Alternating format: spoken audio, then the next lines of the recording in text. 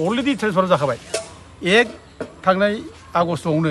transfer जाखाबाय दा transfer जानायनि उनावबो बिथाङा दंगासिनो दं दा बोरै बिथाङा अफिसियेल खामानिखौ मानो मावनो हायो ट्रेन्सफार जानाय मानसिया दाथ' पाब्लिकआव कमप्लेन होगासिनो दं पाब्लिकआ दा बिसोरनो बिदिनो माने इलिगेल खामानि मावनो थाखाय बेखौ माने दायथ' लाबाय थायो फैसा लायै लायै बिसोरनो मावगासिनो दं बे बाथ्राखौ दिनै पाब्लिकआ बुंगासिनो दं जोङो ट्राइबेल स्टुडेन्टस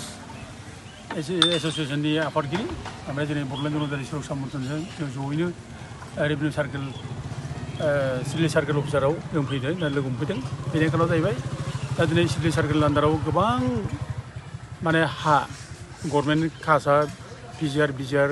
आरो गभर्नमेन्ट लेन्ड दा बेफोराव नान माने ट्राइबेलफोरनो हा होदों जों बे रिपर्टखौ मोन्दों सिडली सार्केल आन्दारावनो 100 जन फेमिलिनिबो बाराद्राय हा होदों अलरेडि बेखौ जों माबा मोनबाय आनअफिसियेल मोनबाय आरो बिनि बादैबो आरो गोबां रेकर्ड जोङो आनअफिसियेल मोनबावदों 100निबो बारा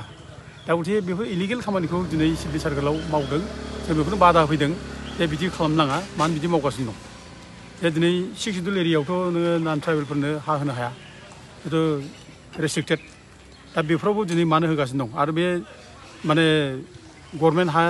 अकल माने जेनेरेल एरियानिल' नङा बियो दा दिनै ट्राइबेल बेल्टनि आन्दारावबो दिनै हा होगासिनो दं दा दिनै बेंटल सार्केलनि आन्दारावबो बे नांगलभाङा सिडली ट्राइबेल बेल्ट बिनि आन्दारावबो गोबां हा दिनै माने नान प्रटेक्टेड क्लासनि मानसिनो हा एलटमेन्टनि थाखाय प्रप'जालखौ हरनाय जाबाय बेंटल सार्केलावबो हरदों ओमफ्राय सिडली सार्केलावबो हरदों आरो दा बेखौ जोंनि SDLC कमिटि डिस्ट्रिक्ट लेभेलनि दा बिसोर रायज्लायनानै बेखौ प्रप'जालखौ हरदों दा बेयाव थायो माने MLA थायो EMफोर थायो आरो माखासे मेम्बारफोर थायो खुनु भेरिफाइ खालामाखै खुनु नायाखै हाखौ माने होथावो होननानै हरबाय जों माने सार्केल अफिसारखौ फरवार्ड खालामना हरबाय दा BTCआव दा बेफोर गासैबो दिनै माने प्रसेस जाखाजोब्बाय आरोखि होनो नांसिगौ आरोखि बेखायनो जों बादा होदों बेखौ बन्द' खालामनांगौ स्टप खालामनांगौ आरो बेखौ गोदानै भेरिफाइ खालामफिननांगौ आरो भेरिफाइ खालामफिननानैसो बेनि माने हाखौ होथावा बेखौ थिग खालामनांगौ आरो जों दा सार्केल अफिसारखौ बुंदों जे सार्केल अफिसारफ्रा सासे अफिसार मानसि बिसोर रुल्सखौ मिथिगौ रुल्सखौ बिसोर गाइड खालामनांगौ जोंनि माने पलिटिकेल मेनफ्रा MLA EMफ्रा पलिटिकेल इन्टारेस्टआव जानला मोनला होलाबायनो हागौ दा बिदि होननानैथ' नोङो अफिसाराथ' बारग'नाय नङाना अफिसार दायथ' थायो दा बे बुजायनांगौ रुल्सआ मा दं बे 6 सिडुलनि नियमा मा दं ओमफ्राय माने गभर्नमेन्ट हा खासा ओमफ्राय PGR लेन्ड बेफोरखौ माबोरै सोरनो होनाय जायो बेखौथ' बे बुजियोना बेखौ दायथ' लानांगौ ओंखायनो बेखौ गोब्राबैनो माने सार्केल अफिसारखौ दिनै बुंनाय जाबाय नोंथाङा रेसपन्सिबोल जागोन गासिबो होननानै नोंथाङा बेखौ कल बेक खालामफिननांगौ बे फाइलखौ खालामफिननानै गोदानै माने बेखौ माने माबा डिसिसन लाफिननांगौ होननानै बेखौ बुंनाय जाबाय आरो बिदि खालाम हाया आरो बिदि खालामबा जोंनि ट्राइबेलफ्रा थानाय नङा जोंनि ट्राइबेलानो जोङो हाखौ मोनाखै दिनैसिमबो आरो बे गुबुनफोरनो हा होबाय थानाय मानाय आरो 6 सिडुल एरियायाव जोंनोसो जों हा मोननांगौ जोङो गोरिब मेला दं बे गोरिब मानसिफोरनो हा होनो हायाखै जोङो खिन्थु बे मालायफोरनो इलिगेल भाबै हा होनाय बेथ' 6 सिडुलनि जायनाखि आयेन रुल्स बेखौ सिफायना होनाय जायो आरो लोगोसे जायनाखि ट्राइबेल बेल्ट ब्लकनि जायनाखि रुल्स ट्राइबेल बेल्ट ब्लकआथ' एखेबारे बेल्ट ब्लक दानाय समनिफ्राय खुनु माने नान प्रटेक्टेड क्लासनि मानसिया थानो मोना दा थेवबो दिनै माने नोङो बे माने ट्राइबेल बेल्ट ब्लकआव मानो होगासिनो दं जों दिनै बेखौ ओंखायनो सिडलीनि जायनाखि सार्केल अफिसार बेखौ जों बुंदों आरो बिथाङा अलरेडि ट्रेन्सफार जाखाबाय एक थांनाय आगस्टआवनो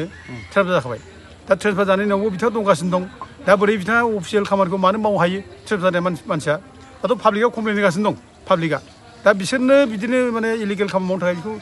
माने दायथ' लाबाय थायो फैसा लायै लायै बिसोरनो मावगासिनो दं बे बाथ्राखौ दिनै पाब्लिकआ बुंगासिनो दं दा गथिखे बेखौ इमिडियेटलि जेराव ट्रेन्सफार जाखाबाय जेब्ला थांथोंसै जेराव ट्रेन्सफार जादों बेयाव दा दिनै BTCआ बेखौ नोजोर होनांगौ आरो दिनै जोंनि बे BTCनि EMआ मारै गोदाव सोराव हा होलाबाय थानाय नङै मानसिफोरनो गावनि मानसिनोसो हा होआ दिनै मालायनो हा होबाय बिराद हा होबाय जोङो बिरादनो दुगा बुंगासिनो दं आरो बर'फोरनो जायगायाव हा होदों बे फरेस्टनि हा बेबोथ' खुनु ट्रेन्सफारेबल नङा हा लेखा लिरनाय दंखायो माने नट ट्रेन्सफारेबल लेखा बे जास्ट ओरैनो फाट्टाबो नङा बे ओरैनो जास्ट माने रेकर्डल'सो दा बेफोर आरोखि दा दिनै जोंनि EM बाबुआ दिनै बुंबाय थायो फेरेंगा बाबुआ जे प्रमद बर' सार थासान्दियाव जों खुनु एभिकसन खालामा होनगासिनो दं दिनै दायथ'आ मानो गोमाखो फालाय नों दायथ' मामोन नोंखौथ' बे ट्राइबेल बेल्ट ब्लकआव थानाय जेसेबां इलिगेल हाबनाय दं बेखौ होखारनांगौ होननानै दायथ' दंमोन ना आरो जायफ्रा गभर्नमेन्ट हाफोराव जाय हाबनानै थानाय इलिगेल मानसिफोर दं बेफोरखौ होखारनांगौमोन ना दा दिनै बेखौ होखारनानै दायथ' लाखिनो नोङो दुगासो बुंबाय जे प्रमद बर' थासान्दि समाव जों खुनु रावखौ होखारा मा होननाय जागोन बेलाय आरो दा हासो होगासिनो दं एखेबारे गुबुन होगासिनो दं गुबुन होगासिनो दं दा दिनै आसामाव नुबाय जोंना मानगोनां माने CMआ जोंना गुबुन गुबुन जायगायाव माने होखारगासिनो दं बे इलिगेल इनक्लुजार्स गभर्नमेन्ट लेन्डआव हाबनानै थानाय होखारगासिनो दं जोंना गभर्नमेन्ट लेन्डआव हासोगासिनो दं उल्थानो माबोरै जाखो बे 6 सिडुलआ सोरनि थाखायमोन बेलाय 6 सिडुलाथ' जोंनि थाखायसो ट्राइबेलफोरनि थाखायसो बे ट्राइबेलफोरनि अधिकारखौ दिनै सेख'नानै दिनै मालायनोसो हा होगासिनो दं आरोखि उल्था बिपरित दा बे जों ओंखायनो जों बेखौ माने माबा खालामो निन्दा खालामो जोङो सोंखारि जोङो आरो बेबायदि मानसिनो जों बोरै भट नांगौ दोनसाय रायजो राजाफ्रा बोरै भट नांगौ रायजो राजाफ्रा साबधान जानांगौ बेबायदि मानसिनो जों दिनै रावबो भट नाङा जोंनि गोरिब गुन्द्रा रायजो राजा आइ आफाखौ दिनै खुनु दिन बिसोर हेल्प खालामाखै बे मालायखौसो हेल्प खालामगासिनो दङ बेनिखायनो जों दिनै आरोबाव रिकुवेस्ट खालामबावो जेसेबां इलिगेल माने बेल ब्लकआव हाबनानै दङ होखारजोब जोङो फेरेंगाखौ जों बुङो होखार बे मजाबारि गामियाव दिनै मानो बोरै थाबाय थानो मोनखोबालाय बेखौथ' होखारनो होनै होखाराखै दाबो मैयासो मिटिं खालामबावनोसो खालामो मजाबारियाव मैया मिटिं खालामबावनो बिसोर बेयाव माबोरै मिटिं खालामोनखो बे जायगायाव होखारनांगौ माने जेराव होखारनांगौ दङ जेराव बे हानि मानसिफ्रा दिनै बाहेरायाव हाबनानै ओंखारना थानांबाय आरो बे हानि थाखाय दिनै आसल बिमाफ्रा खाजोना होगासिनो दङ